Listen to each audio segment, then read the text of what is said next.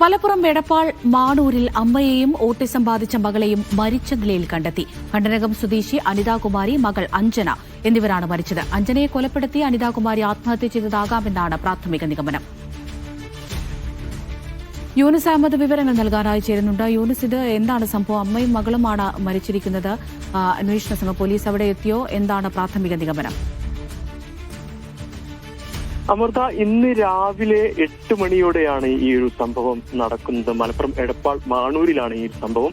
അമ്മയെയും അതോടൊപ്പം ഓട്ടിസം ബാധിച്ച മകളെയും മരിച്ച നിലയിൽ രാവിലെ കണ്ടെത്തുകയായിരുന്നു. നാട്ടുകാർ പോലീസിൽ വിവരമറിയിച്ച് പോലീസ് ഇപ്പോൾ അന്വേഷണം ഇവിടെ പരിശോധന നടത്തി മൃതദേഹം ആശുപത്രിയിലേക്ക് മാറ്റിയിട്ടുണ്ട്. ഈ കണ്ടനകം സ്വദേശിയായ അനിതകുമാരി 56 വയസ്സ്, അതോടൊപ്പം മകൾ അഞ്ജന 35-കാരിയാണ്, ഓട്ടിസം ബാധിച്ച ഒരു യുവതിയാണ്.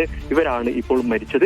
അഞ്ജനയെ കൊലപ്പെടുത്തി അനിത ആത്മഹത്യ ചെയ്തതാകാമെന്നാണ് ഈ പ്രാഥമികമായി പോലീസ് വൃത്തങ്ങൾ പറയുന്നത്. ഇപ്പോൾ പോലീസ് അന്വേഷണം ആരംഭിച്ചിട്ടുണ്ട്. പ്രധാനമായി പറയുന്നത് ഈ ഡ്രമ്മിൽ, ഈ വെള്ളം നിറച്ച ഡ്രമ്മിൽ മരിച്ച നിലയിലാണ് ഈ പെൺകുട്ടി, യുവതിയെ കണ്ടതാണ്. ഇപ്പോൾ പൊന്നാനി പോലീസ് അന്വേഷണം ആരംഭിച്ചിട്ടുണ്ട്. എന്താണ് അസ്വാഭാവികമായി വല്ലതും ഉണ്ടോ എന്നുൾപ്പെടെയുള്ള കാര്യങ്ങൾ, കൂടുതൽ കാര്യങ്ങൾ അന്വേഷണത്തിലൂടെ വ്യക്തമാകൂ എന്നാണ് പോലീസ് അറിയിക്കുന്നത്. ഇപ്പോൾ മൃതദേഹം ആശുപത്രിയിലേക്ക് മാറ്റിയിട്ടുണ്ട്. പോസ്റ്റ്മോർട്ടം നടപടികൾ പുരോഗമിക്കുകയാണ്. അമൃത. ശരി, യൂനിസ് അഹമ്മദാണ് വിവരങ്ങൾ നൽകിയത്.